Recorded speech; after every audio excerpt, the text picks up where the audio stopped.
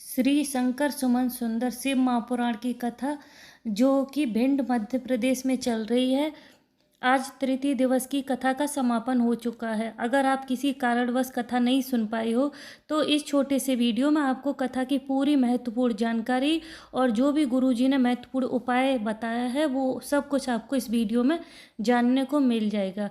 तो कथा कुछ इस प्रकार से शुरू हुई। गुरुजी ने कहा कि धरती पर जन्म लेना कोई बड़ी बात नहीं है, लेकिन अगर हमारे अंदर भक्ति नहीं है, भगवान का स्मरण नहीं है, नाम नहीं है तो सब व्यर्थ है।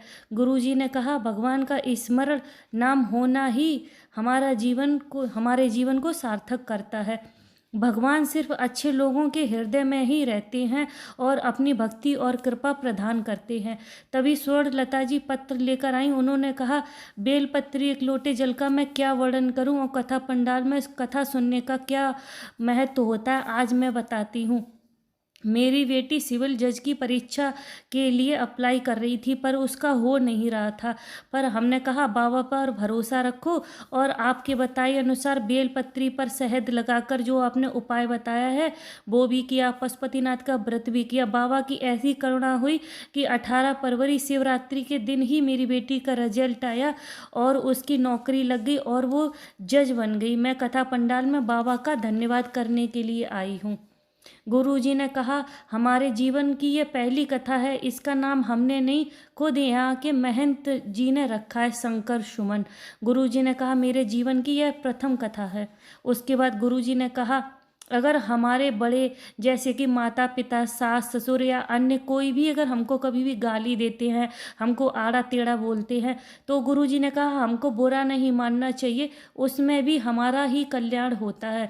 गुरुजी ने कहा यह बात हम अपने मन से नहीं बोल रहे हैं, यह गोरखपुर प्रेस के भविष्य पुराण पेज नंबर 36 पर यह बात लिखी हुई है। गुरुजी ने बहुत महत्वपूर्ण जानकारी भी दी। गुरुजी ने कहा हनुमान जी के हाथ में जो गदा है उसका नाम कुमुदनी है और वह कुबेर जी ने उनको हनुमान जी को दिया था। गुरुजी ने कहा हर किसी को यह जानकारी अवश्य होनी चाहिए। अगर कोई पूछ दे कि हनुमान जी के गदे का क्या नाम है तो हमको पता होना चाहिए। गुरुजी ने कहा अगर हमारे नगर में या हमारे आसपास कोई भी अच्छा काम हो रहा है तो हमें कभी भी उसमें अड़चन पैदा नहीं करनी चाहिए। अगर हम कर सके तो सहयोग करें, अगर हम सहयोग नहीं कर पाते हैं तो हमें उसमें भी कभी अड़चन नहीं डालनी चाहिए। अगर हम उस काम में अड़चन डालते हैं तो हमको एक ना एक बार पक्षी का जन्म जरूर ही लेना पड़ता है। उसके बाद गुरुजी ने एक बहुत अच्छा उपाय भी बताया है। गुरुजी वो बेलपत्री के जड़ का उपाय है और बेलपत्री की जड़ आपको ढूंढनी है कहीं भी जो वृक्ष बिल्कुल सूख गया हो, पूर्ण तरह से सूखा हुआ हो, उसके ऊपर बिल्कुल भी पत्ती ना हो, वो किसी काम का वृक्ष ना हो, तो आपको ऐसा वृक्ष तलाश करना है। फिर आपको उसकी जड़ को ले आना, उसको खदो के और जड़ को ले आना है। उसको जड़ को आपको पट्टे पे खूब घिसना है और उसका चंदन बना लेना है और आपको 3 डिब्बियों में वो चंदन भर लेना है। 3 डिब्बियों में भरना है, तीनों डिब्बियों में अलग अलग, तीनों डिब्बियों में आपको अलग अलग चंदन भर लेना है और आपको उस पर एक स्लिप लगा लेनी है, एक प्रदोष के लिए, एक शिवरात्रि के लिए और एक सोमवार की अष्टमी के लिए। अब आपको क्या क्या किस किस काम आ सकती है वो हम आपके साथ शेयर कर रहे हैं। तो प्रदोष पे जो आपने प्रदोष का डिब्बी में भर के रखा है वो प्रदोष के दिन ही प्रयोग होगा और सोमवार की अष्टमी वाला सोमवार की अष्टमी पे, शिवरात्रि वाला शिवरात्रि पे, कोई भी को आपको मिक्स नहीं करना है। तो जो प्रदोष के दिन वाली डिब्बी है वो आपके किस काम में आएगी?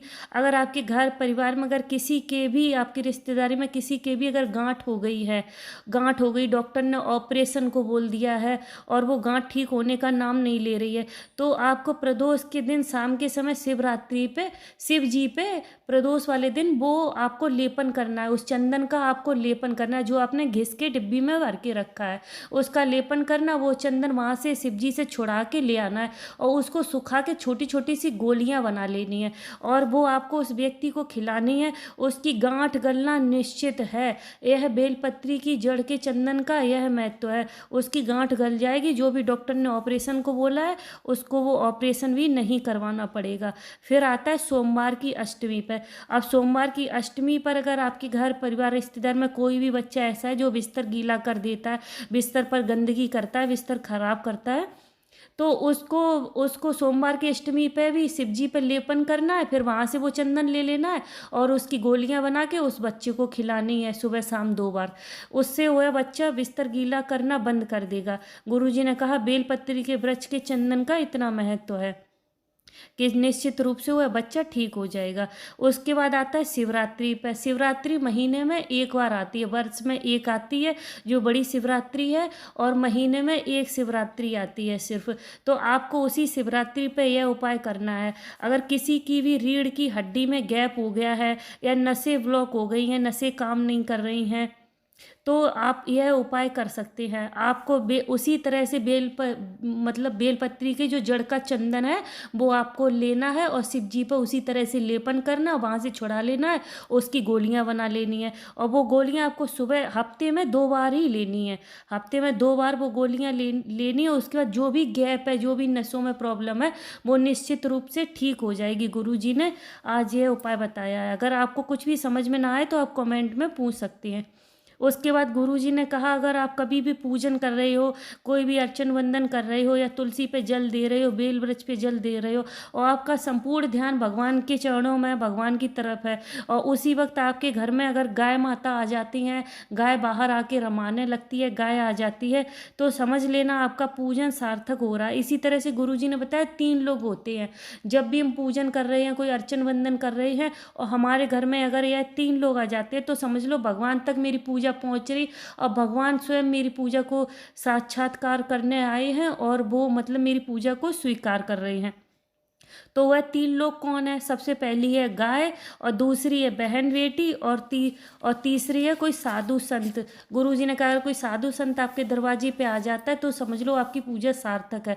साधु संत का मतलब यह नहीं कि आपके दरवाजे पे कोई मांगने के लिए आ जाए, कोई साधु महात्मा, तो आप समझ लो नहीं नहीं, सिर्फ वो भगवान का स्मरण करे, भगवान का नाम ले। तो उसके बाद एक पत्र आया, उन्होंने अपना नाम लेने से मना किया है। तो गुरुजी ने कहा कि बाबा की कृपा का मैं क्या वर्णन करूं। कथा पंडाल में कथा सुनी थी।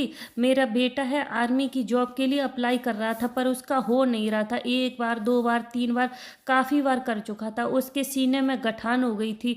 डॉक्टर ने ऑपरेशन को बोला था, फिर हमने ऑपरेशन भी कराया।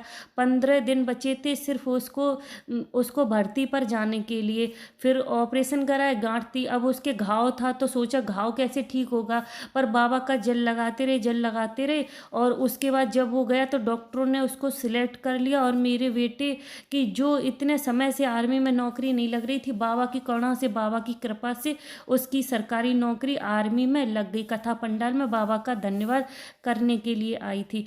गुरुजी ने कहा कि हम लोग सलाह तो तुरंत दे देते हैं पर सहयोग नहीं देते हैं। सलाह तो गुरुजी ने कहा फेसबुक, यूट्यूब और पता नहीं कहाँ कहाँ से हमको सलाह मिल जाती है। सलाह देने वाले तो हजारों मिल जाते हैं पर सहयोग देने वाले नहीं मिलते हैं। गुरुजी ने कहा हमको सलाह नहीं, सहयोग देने वाला मिलना चाहिए। इसी तरह से आज की कथा विश्राम हुई।